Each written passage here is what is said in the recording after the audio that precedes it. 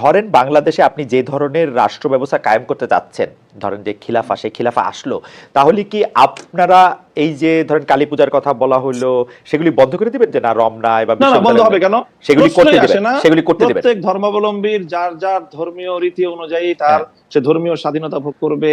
তার জানমালের নিরাপত্তার যে তাকে বিষয়গুলো আছে, ইসলামী তাকে রাষ্ট্র ব্যবস্থা, ইসলামী রাজনৈতিক যে বন্দোবস্ত, সেখানে অন্য ধর্মাবলম্বীদের ধর্ম পালনের শুধু স্বাধীনতা নয় বরং নিরাপত্তা নিশ্চিত করা হয়েছে, তাকে কি এবং সেই তা- নিরাপত্তা অবশ্যই বাস্তবায়ন করা হবে। তাদেরকে কি জিজিয়া কর দিতে হবে?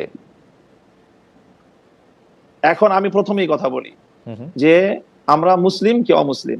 যদি আমি মুসলিম হয়ে থাকি হুম, তাহলে আমাকে অবশ্যই কোরআনের প্রত্যেকটা আইনকে বিশ্বাস করতে হবে, মানতে হবে। হুম, আমরা আপনাদের কাছে পাল্টা প্রশ্ন করি, হুম, খালেদ মহিউদ্দিন সাহেবকে হুম। এবং আজকে আমরা অতিথিকে, যে আমরা এজ এ মুসলিম আমরা কোরআনের প্রত্যেকটা বিধানকে শ্রদ্ধা করি কিনা এবং প্রত্যেকটা বিধান আল্লাহর পক্ষ থেকে প্রদত্ত সেই হিসাবে আমি বিশ্বাস এবং মানি কিনা, সেটা বলেন আপনার। আচ্ছা, উত্তর দেন আচ্ছা, আপনারা। আমি আমি আমি প্রশ্ন উত্তর দিচ্ছি। আপা নিশ্চয়ই আমার থেকে দিবেন, আপা উত্তর দিবেন। আমি শুধু প্রশ্নটা করি যে আমরা কি কোরআনের বিধানটার প্রতি শ্রদ্ধা করি কেবলমাত্র আমি মুসলমান সেইটা বড় হওয়ার জন্য, নাকি আপা আরেকটা কথা বিভিন্ন জায়গায় বলে থাকেন, আমার হারাম হালাল জ্ঞান, আমার ঘুষ সুদ জ্ঞান, আমার অন্যায় অত্যাচার জ্ঞান, আমার বিভিন্নভাবে বিভিন্ন মানুষের যেটাকে আমানত্রে খেয়ানত করার জ্ঞান, সেটাও আমরা মানি। আমি তো দেখি বাংলাদেশে আমি বলি, বাংলাদেশ 90% মুসলমানের দেশ। আমি দেখি 90% মুসলমানের মধ্যে 90% ধর্মীয় সেই বিশ্বাসটাকে আপনার প্র্যাকটিস করার বিষয়। যদি আপনি ধর্মীয় যে বিশ্বাস সেটাকে যদি আপনি অ্যাকসেপ্ট করেন, দেন তখন আপনি মুমিন না। এবং আপনি আমি মুসলিম। আমি আমি এবং যদি আপনি সেটাকে প্র্যাকটিস করেন, তারপর আপনি সে ভালো আমল হলো, আপনার উন্নত মুসলিম হলেন।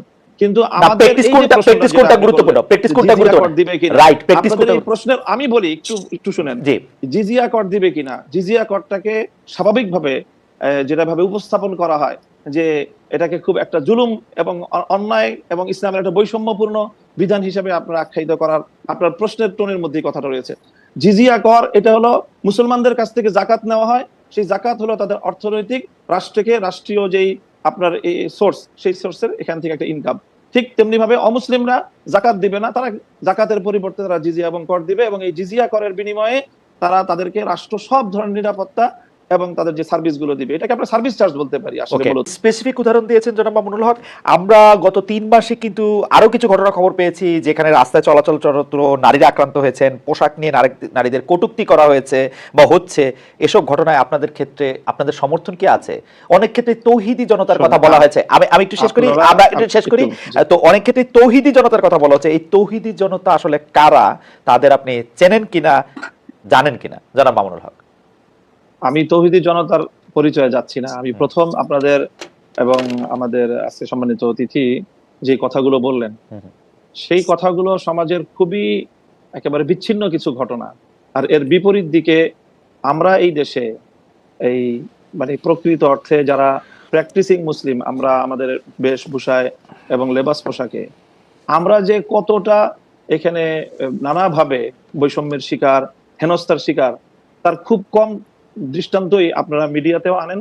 আর আপনাদের এই সাধারণ যেই যারা মহলে চলাফেরা করেন, আপনাদের খুব কম আমার মনে হয় এটা জানাশোনা আছে। এই যে কালী পূজার যে দৃষ্টান্ত উনি আনলেন, আমি যদি এর বিপরীতে দৃষ্টান্ত আনি, যে বাংলাদেশের বুয়েটের মতো একটা শিক্ষা প্রতিষ্ঠানে সেখানে সব ধরনের গান বাদ্য ইত্যাদির অনুষ্ঠানগুলো দেদারসে হচ্ছে, কখনোই সেখানে এটা নিয়ে কখনো কোনো সময় পারমিশনের ক্ষেত্রে কোনো বিধিনিষেধ হচ্ছে না। অথচ তারা একটা কোরআনের তাফসিরের আলোচনা করতে গিয়ে অনুমতি চেয়েছিলেন। রাসূল সাল্লাল্লাহু আলাইহি ওয়াসাল্লামের জীবনী আলোচনার মতো খুব একটা সাধারণ মানের ধর্মীয় অনুষ্ঠান আয়োজন করা পারমিশন চেয়েও বুয়েটের কর্তৃপক্ষের কাছ থেকে সেই অনুমোদনটা পাননি। এটা সকল মিডিয়াতে এসেছে। ঢাকা বিশ্ববিদ্যালয়ের কথা যদি বলি, এই ঢাকা বিশ্ববিদ্যালয়ে আপনার কত কত বছর, কত যুগ পর্যন্ত ইসলামের নামে কোনো ছাত্র সংগঠনকে আপনারা একটা প্রোগ্রাম করতে দেয় নাই। অথচ সেখানে অন্য সব ধরনের ছাত্র সংগঠনগুলো তারা কার্যক্রম পরিচালনা করছে। কমিউনিজমের মতাদর্শের যারা তারা করতে না, পারবে, অন্যান্য জনাব মামুনুল হক, তারা করতে পারবে। জনাব মামুনুল হক, শুধু মানে ইসলামী ছাত্র সংগঠনের নাম নেওয়া হলেই ঢাকা বিশ্ববিদ্যালয় তাদেরকে অচ্ছুত হিসেবে সাব্যস্ত করে রাখা হয়েছিল। এই বিষয়ে তো কোনোদিন ওনারা কথা বলেন না। জনাব মামুনুল হক, আমরা জনাব মামুনুল হক, জি। একটু একটু একটু জানতে চাইছি যে ইসলামের নাম নিয়ে কোনো প্রোগ্রাম ঢাকা বিশ্ববিদ্যালয়ে হয় না, কিন্তু অন্য কোনো ধর্মীয় আলোচনার বা কোনো এরকম কোনো প্রোগ্রাম কি হয়েছে? মানে আসলে তো ইসলামের নিয়ে অনেক ধরনের প্রোগ্রাম ঢাকা বিশ্ববিদ্যালয়ে হয়েছে, সেটা আমিও জানি, ইসলামের নিয়ে অনেক কিছু হয়েছে। ব্যাপকভাবে দেখেন, প্রায় প্রতিটি হলেই খুব সুন্দরভাবে আমি এবং আপনাকে নির্বিঘ্নেই ব্যাপকভাবে আমি সেখানে হিন্দু ধর্মাবলম্বী সংখ্যা কত সেটারও কোনো হিসাব করা হয় না, তাদেরকে নির্বিঘ্নে হলের মধ্যে জাঁকজমকপূর্ণভাবে তারা পুজোর আয়োজন করছে। আমি জনাব মামুনুল হক ঢাকা বিশ্ববিদ্যালয়ের ব্যাপারটা একটু বলি। আমি একটু ঢাকা বিশ্ববিদ্যালয় তখন সেখানে অনুমোদন পাওয়া যায়। আমি ঢাকা বিশ্ববিদ্যালয়ের কথাটা একটু বলি। ঢাকা বিশ্ববিদ্যালয়ে আরবি, ইসলামের ইতিহাস ও সংস্কৃতি, ইসলামিক স্টাডিজ যেটা ইসলামী শিক্ষা সহ, ফার্সি সহ এবং আরো বেশ কিছু জায়গায় নিয়মিত এই ডিপার্টমেন্টগুলিতে নিয়মিত কোরআনের তাফসির, কোরআনের গল্প, কোরআনের থেকে বিভিন্ন উদাহরণ, হাদিসের বিভিন্ন রকম কথা এগুলি নিয়ে নিয়মিত সেমিনারের আয়োজন করা হয়। নিয়মিত কিন্তু এগুলি করা হয় একাডেমিক কার্যক্রমের অংশ হিসেবে, এবং সেইটা শুধু একাডেমিক কার্যক্রমের অংশ হিসাবে না, মানে সেইটা যে সিনেট হল এর মধ্যেও অনেক সময় সেটা হয়, হয়ে আসতে হবে, মানে সেটাতে কোনো, কিন্তু আপনি বলছেন যেটা হয় না। আপনার ঢাকা বিশ্ববিদ্যালয়ের একজন, আমি ঢাকা বিশ্ববিদ্যালয়ের একজন অধ্যাপককে জানতে চাই, ঢাকা বিশ্ববিদ্যালয়ের অধ্যাপকের একজন বলতে চাই।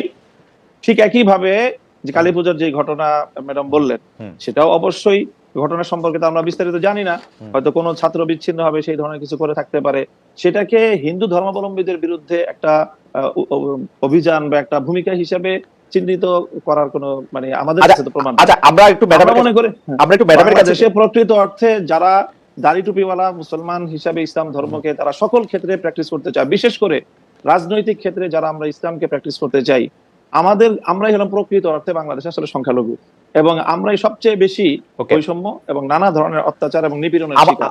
এবং আমাদের এই নিপীড়নের বিরুদ্ধে কখনোই সমাজের এই যে সাধারণ শিক্ষা ব্যবস্থার যারা শিক্ষক মহোদয় আছেন বা অন্যান্য আপনাদেরও খুব একটা সোচ্চার কখনো আমরা পাই। আচ্ছা, আমরা এটা